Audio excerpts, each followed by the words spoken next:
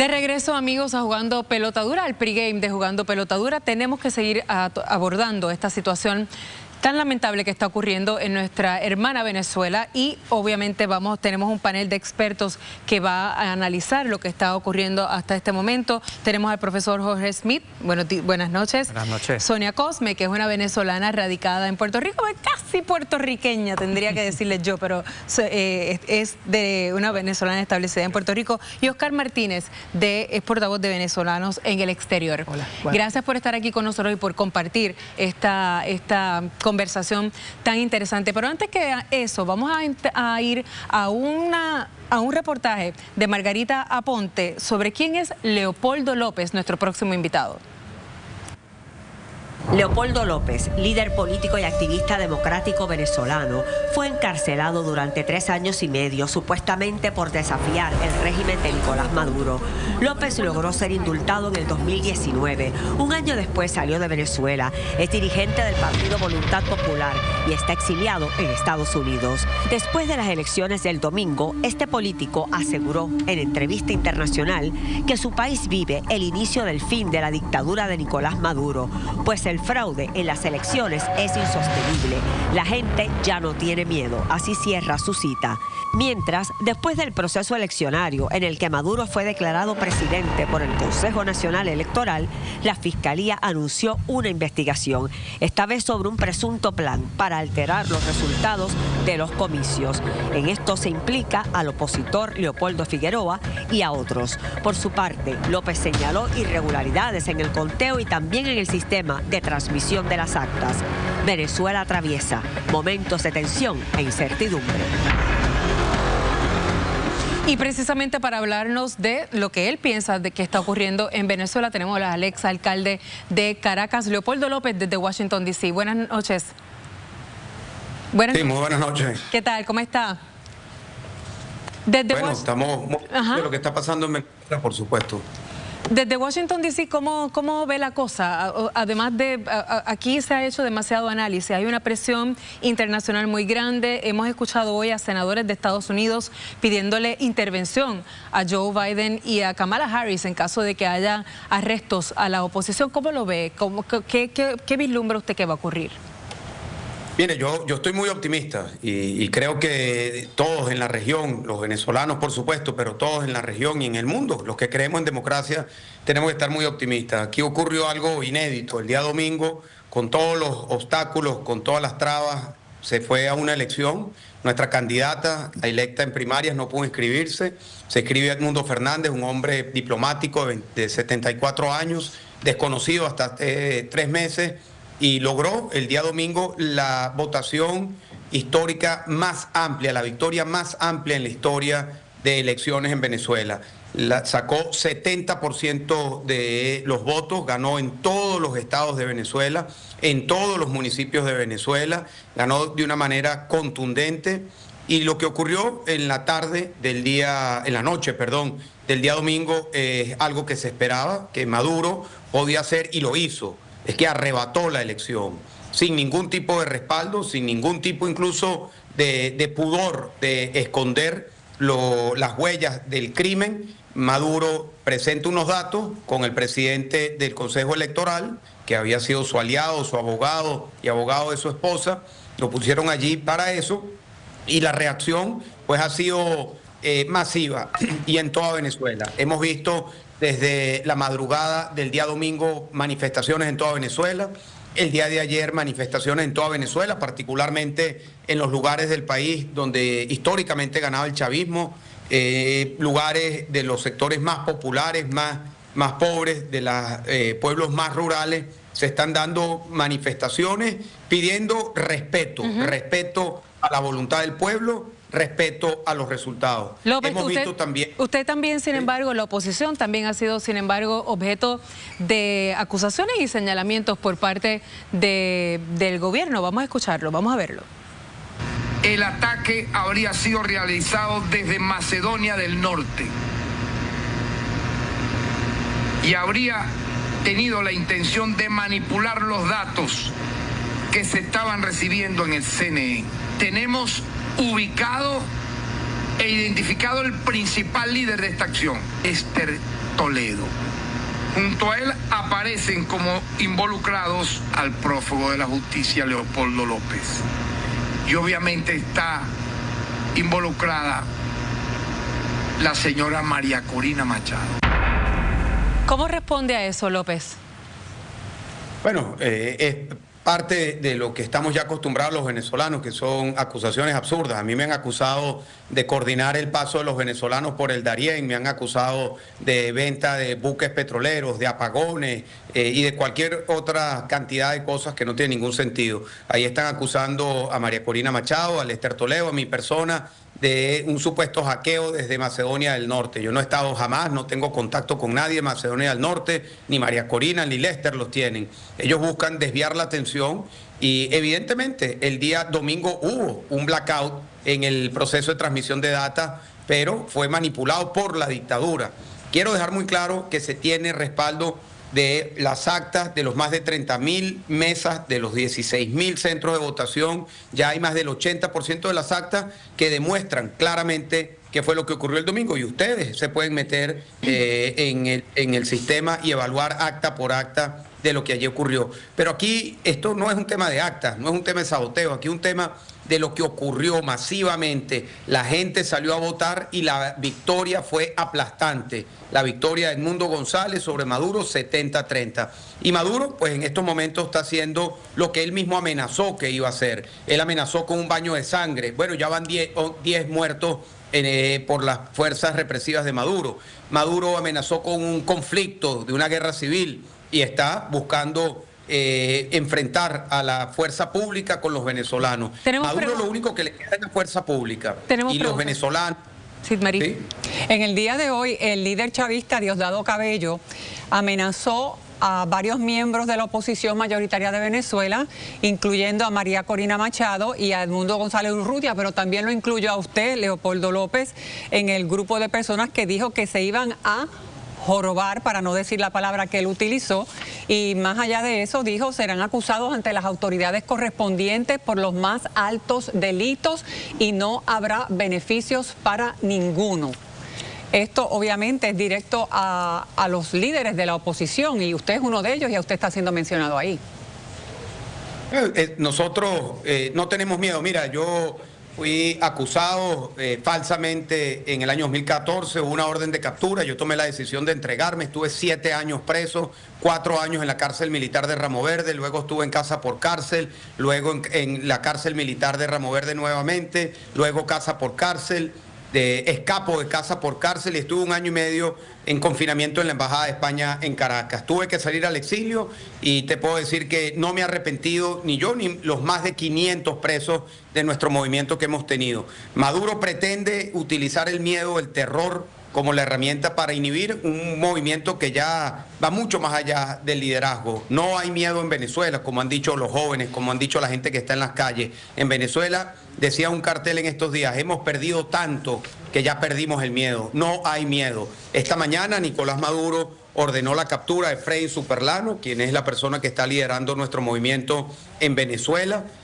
Ayer en la noche Nicolás Maduro me amenazó a mí, a Voluntad Popular, y esta mañana le dispararon, le chocaron el vehículo y secuestraron a Freddy Superlano. Todo esto quedó registrado en video y es parte de la lista de las personas detenidas durante las últimas semanas, llegando antes de la elección. Son más de 100 personas que han sido detenidas y Maduro pues pretende imponer su ley, imponer su mandato con plomo, con fuerza, con sangre, pero los venezolanos están decididos a resistir con esperanza, con amor y con la voluntad de ser mayoría y que se ejerza y se respete esa mayoría. López, usted establece que el fin del gobierno de Maduro está cerca, sin embargo, eso pensábamos en el 2019 cuando la elección con Juan Guaidó, que el fin de Maduro estaba cerca porque incluso gobiernos como Estados Unidos reconocieron a Guaidó como el presidente, no obstante, Maduro sigue en el Palacio de Miraflores como presidente de Venezuela. ¿Qué distinto hay en esta ocasión que no hubo en el 2019? Mira, yo creo que estamos viendo el resquebrajamiento de la dictadura de una manera muy profunda. Te quiero decir por qué es distinto, aunque yo siempre he sido optimista de que cada oportunidad que tenemos para lograr la transición a la democracia y la salida de la dictadura, hay que jugárselas hasta el final, como ha dicho María Corina Machado. En estos momentos te digo las razones por las que yo creo que estamos viendo los últimos días de la dictadura. Pueden ser semanas, pueden ser meses, pero creo que se inició el final de este periodo. La primera razón es que hay una amplísima mayoría de venezolanos que quiere cambio. Nunca habíamos estado en esta posición. Estamos hablando que la elección fue 70-30. Chávez en su mejor momento ganó la elección con 56% de los votos. Chávez nunca obtuvo una victoria en todos los estados, en todos los municipios del país. Edmundo González lo logró el domingo pasado. Esa es la primera razón. La segunda razón es que hay unión, unidad, cohesión dentro de los sectores democráticos representados en el liderazgo de María Corina Machado, en la candidatura de Edmundo González, presidente electo de Venezuela. La tercera razón es que hay ya una clara posición de los países de la región y países democráticos del mundo, que independientemente de cuál sea su posición ideológica, estamos viendo que todos apuntan a lo mismo, a que se haga una evaluación clara de los resultados con respecto a lo que son las actas que ya se probaron, pidiéndole a la dictadura que presenten ellos pruebas de lo que dicen haber sido la victoria. Y la tercera razón es que existe, como ya se pone en evidencia en las calles, síntomas de fractura dentro de la fuerza militar y los policías, que en algunas manifestaciones ayer se quitaron los uniformes, se sumaron a las protestas, los guardias decidieron no reprimir, y yo creo que esos son síntomas de una dictadura que ya se empieza a resquebrajar también desde adentro. López, le damos las gracias, sé que está apurado y que tiene otros compromisos en Washington, D.C. Gracias por estar con nosotros aquí en exclusiva en Jugando Pelota Dura. Desde luego que vamos a seguir tocando este tema y contamos con usted para ello. Gracias. Muchas gracias. Seguimos aquí con nuestro panel. Profesor Smith, cuénteme qué le parece todo esto que está ocurriendo. Bueno, ya nadie duda que esa elección fue fraudulenta. Hasta la misma izquierda democrática latinoamericana, que son aliados ideológicos, le están diciendo que no creen que ganó. Así que de verdad en eso no hay que dar. Si no hubiera sido fraudulenta, ¿por qué no aparecen las actas oficiales? Pues porque esas actas dicen que perdió. ¿Qué tiene que pasar? Tiene que pasar por lo menos dos cosas: que se mantenga la presión del pueblo en las calles, y esa presión sola no es suficiente, que esa presión consiga que haya un resquebrajamiento en las Fuerzas Armadas para que les retiren su apoyo. Eso es complicado porque Venezuela tiene tiene 2.000 generales, las Fuerzas Armadas de Venezuela. Para ponerlo en contexto, Colombia tiene 50 generales, que tienen un ejército parecido. Y esa es la dificultad procesal. Pero eso ha pasado antes, pasó con Fujimori en el 2000, que se robó las elecciones y las Fuerzas Armadas lo sacaron, pasó en Ucrania, pasó en Filipinas con Ferdinand Marcos, que una vez se crea, la calle se convierte, hay tanto falta de orden. A los militares eso es lo menos que les gusta el orden. Si eso llega a un nivel que ellos entienden que es ingobernable, eso podría dividir a las Fuerzas Armadas y exigirle la salida. Tenemos dos venezolanos aquí, vamos a escuchar este audio para que nos pueda reaccionar. Tienen que ir presos sus jefes, los que les ordenaron, los que les pagaron. Y cuando digo jefe, no me refiero solamente a María Corina Machado, no, que tiene que ir presa. Me refiero a Edmundo González Urrutia, porque él es el jefe de la conspiración fascista.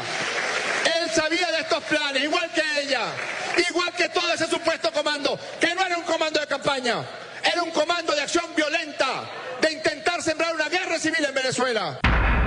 Sid Marí, ¿qué ustedes ven diferente esta ocasión de las elecciones anteriores?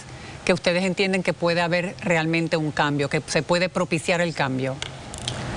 Pues en mi opinión, y un poco lo que están viendo, las imágenes que se ven, hay protestas en todas las ciudades, en todos los estratos, en todos los sitios que inclusive eran centros y áreas chavistas por tradición, y eso se ha resquebrajado, y la gente dice, y ellos dicen, ya esta gente no nos va a dar nada, ya esta gente no nos va a dejar vivir. Yo escuché hoy un chamo como de 20 años, él dijo, yo prefiero estar un mes en la calle que 30 años bajo una dictadura. Tengo 20 años y ni siquiera pude estudiar. Entonces ves que no solamente la juventud se siente desalentada, el pueblo que lo apoyó se siente desalentado.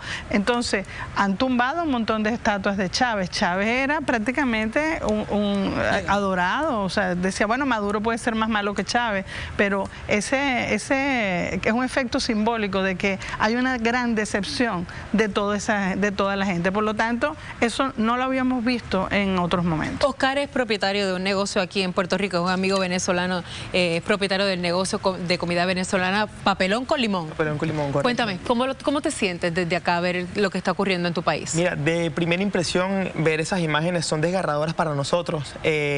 Han sido actores políticos por tantos años con un discurso y engañando, y son buenos actores, ¿no ve cómo hablan? Quiero comentar algo que es muy importante, ¿verdad? Que desde acá nuestra posición quizás es difícil, pero que el pueblo venezolano sí tiene que mantenerse en la calle, pero en este momento quiero usar una analogía que escuché de un periodista de CNN en español, Fernando del Rincón, que decía que cuando tú tienes a un vecino que tú sabes que le está pegando a su niño y tú denuncias, mandas cartas de desalojo, repudias, sientes que le expresas al mundo que no estás de acuerdo, esa no es la manera correcta. Hay que entrar y sacar a la persona que está agrediendo a ese hijo, que ese hijo en este caso somos nosotros los venezolanos. Aníbal, una pregunta en el tintero antes de ir a la pausa. Profesor Smith, ¿qué posibilidad real hay de que otro país intervenga en Venezuela? Ninguna, eso sería una invasión y eso sería, fíjate que Estados Unidos nunca ha invadido un país suramericano, sí, Centroamérica, el Caribe, pero esos son países, Venezuela es 2 veces España, tiene más de 100.000 efectivos su ejército, tiene aviones de combate, eso sería un desastre y eso no lo va a hacer nadie, la solución tiene que venir desde adentro. Y es un aliado de Rusia y de China. Además, pero no creo que ni Rusia ni China se meterían en una guerra por Venezuela. Nadie se metería por Venezuela. No, pero eso nadie va a poner las manos por Venezuela. No van a invadir a Venezuela. Yo sé que hay mucha gente pensando que debe haber una intervención. Lo que sí van a venir son sanciones más fuertes, sanciones contra los dirigentes, sanciones personales, congelarle fondos, ese tipo de cosas. Pero que haya una intervención directa, además el derecho internacional no justifica eso. Las Naciones Unidas, cuando el Consejo de Seguridad autoriza que haya una intervención en un país, tiene que haber alguien dentro del país con autoridad para reclamar eso. Y tiene que haber además en el Consejo de Seguridad prácticamente unanimidad entre los permanentes y ni Rusia ni China van a permitir eso. Y parecería que ni siquiera a petición de algunos senadores que ya han comenzado a hablar en Estados Unidos, como Rick Scott, que le pidió intervención. Eso es una amenaza que puede intimidar al gobierno de Maduro, por supuesto, porque no es poca cosa y como quiera que sea, no sería la primera vez que entraran a un país latinoamericano, pero realmente la probabilidad es cerca de 0. Vamos con Juan Mazzini, en Vamos por Partes. ¿Cómo lo ves? Bueno, Denis, buenas noches a ti, buenas noches, al panel y a los que nos están sintonizando en la televisión. La situación en Venezuela, además de estar volátil políticamente, también hay unas situaciones que hay desde el punto de vista legal. ¿Por qué? Veamos. Primero que nada está el cártel de los soles. ¿Qué es eso? Pues el presidente Nicolás Maduro, al igual que muchos de su gabinete y ejecutivos altos dentro de la milicia, están acusados federalmente en Estados Unidos, tanto en Nueva York como en Miami. Así que, ¿y cuál es la acusación? Es por narcotráfico y narcoterrorismo. ¿Qué significa eso? La alegación es que el presidente y estas personas estaban permitiendo que se utilizara el territorio venezolano por la FARC y también por los cárteles de Colombia para usarlo como un centro de distribución para la cocaína que iba destinada a Estados Unidos, utilizando países de Centroamérica, incluyendo Honduras. Y eso va a tener un significado ya mismo. Porque, ¿qué sucede? Hay un acuerdo de extradición, hay un tratado de extradición entre Venezuela y Estados Unidos, sin embargo, es desde el 1922. Eso conlleva unas implicaciones legales. ¿Por qué? Porque para extraditar necesita delitos duales, significando que el delito sea un delito en el país que está acusando, al igual que el país donde se está extraditando. En el 1922 no existía el narcoterrorismo, así que eso tendría que ser un punto de negociación, al igual que unas garantías de extradición, porque algunos de estos delitos conllevan una pena mínima de 30 años. Sin embargo, Venezuela no permite penalizar a nadie por más de 30 años, así que tendrían que ser unas negociaciones con respecto a hacer unas garantías. Pero ¿qué excepciones hay? Definitivamente el presidente Maduro no va a acordar extraditarse él mismo. Y lo otro es que bajo la Constitución de Venezuela no se permite extraditar a nacionales venezolanos. Claro, hay unos poderes que él se ha dado y se ha otorgado, así que habría que ver. ¿Dónde entra Honduras? Por el precedente, que es Juan Orlando Hernández, que fue el presidente de Honduras del 2014 al 2022. El territorio de él era de los que se estaba utilizando para mover esa cocaína. En el 2022, a 3 meses de cesar de ser presidente, fue arrestado, extraditado a Estados Unidos y ahora, el 26 de junio del 2024, o sea, hace un mes, fue sentenciado a 45 años de cárcel en el distrito sur de Nueva York, que es Manhattan. ¿Qué significa eso? Pues definitivamente que el presidente Maduro va a tener eso presente del cesar sus funciones como presidente. Así que hay unas implicaciones también legales. Muchas gracias, Mazzini, por estar aquí con nosotros ahí en Vamos por Parte. Y tenemos que seguir esta discusión con otros expertos también. Tenemos a Rafael Cerame vía Skype desde República Dominicana. Buenas noches, Rafael. Saludos, Denise, y a todos en los estudios. Gracias por estar aquí con nosotros en Jugando Pelota Dura. Tú eres consultor de política internacional. ¿Cómo ves esto que está ocurriendo? Y de hecho, tienes lazos bastante cercanos con Venezuela. ¿Qué te dicen? ¿Qué pasa? Es el momento de mayor vulnerabilidad de Nicolás Maduro y el régimen.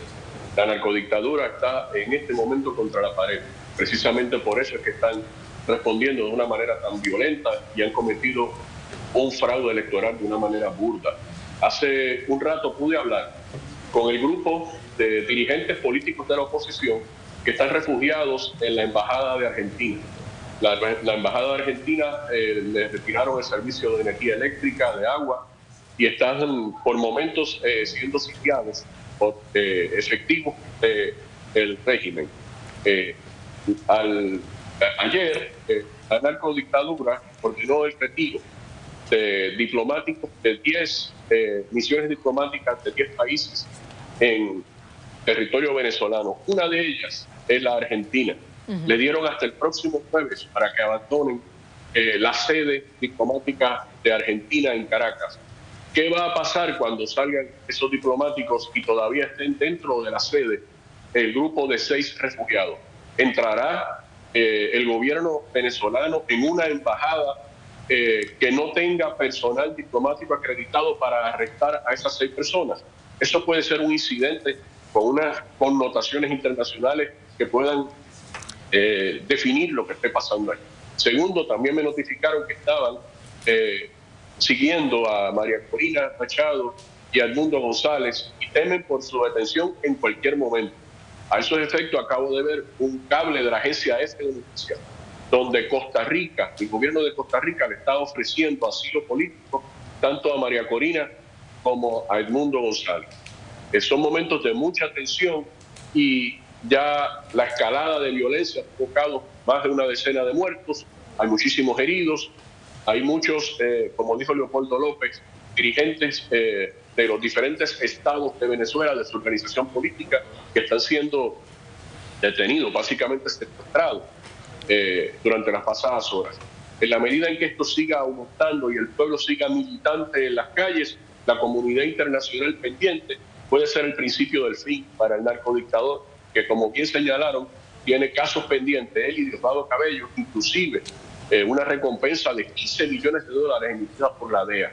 Mañana a las 3 de la tarde en Washington estará sesionando la Organización de Estados Americanos. Se están movilizando a la capital federal los principales cancilleres, los países latinoamericanos, para emitir una declaración mañana concluida esa sesión y definir qué sanciones o qué acciones se van a seguir tomando a nivel internacional. Gracias, Serame, por estar con nosotros desde República Dominicana. Gracias y seguiremos contando contigo para la discusión de este tema. Profesor, ese movimiento que él habla de la Organización de Estados, ¿verdad?, de la OEA, ¿realmente va más allá de un simbolismo? No mucho más, ya Venezuela está aislado realmente diplomáticamente en el exterior, y el tema de la embajada, recordemos que en Ecuador se metió en la embajada mexicana para sacar a un ciudadano ecuatoriano y eso no creó una guerra entre México y Ecuador. Entonces hay que también tener cuidado con eso porque puede ser contraproducente, porque entonces puede crear un sentido nacionalista de que están invadiendo desde afuera, el antiimperialismo, toda esta retórica, inclusive darle una justificación para crear un estado de emergencia y entonces suspender todos los derechos civiles. Así que esa no es la solución de Venezuela, no es desde afuera, es desde adentro. Sonia, ¿tienes alguna fe? Siempre hay que tener fe, siempre tenemos esperanza. Toda la gente que está en la calle, toda la gente que está luchando, exponiendo su vida, lo está haciendo porque está desesperado y ya no tiene mucho que perder. Creo que colocaron un toque de queda a partir de hoy a las 6 de la tarde. Claro. O sea que eso también es problemático. Y eso si eso se convierte, las Fuerzas Armadas no quieren caerle a tiros a la población. Puede que haya represión y puede que haya que ya ha habido gente fallecida, pero si les toca caerle a tiros a miles de personas, hasta ahí van a llegar y eso puede ser el cambio grande que los haga pedirle a Maduro que se vaya. Muchas gracias. Gracias por estar aquí con nosotros. Seguiremos hablando de este tema que ciertamente no termina aquí y que deseamos que no termine de mala manera. Gracias por estar con nosotros. Seguimos con Kimberly. Escuche esto. Venezuela, las fallas son las mismas que ha hecho el PNP en Puerto Rico y son los primeros que critican los procesos en Venezuela. ¿Cómo reacciona otra independentista? Al regreso abrimos debate con nuestro panel político. Además, gobernador dice que no va y que no lo han llamado dividido el PNP a 97 días para las elecciones. ¿Y qué pasó con la poda de árboles? Hoy le echamos una mirada a Luma, así que usted no se retire, estoy jugando pelota dura.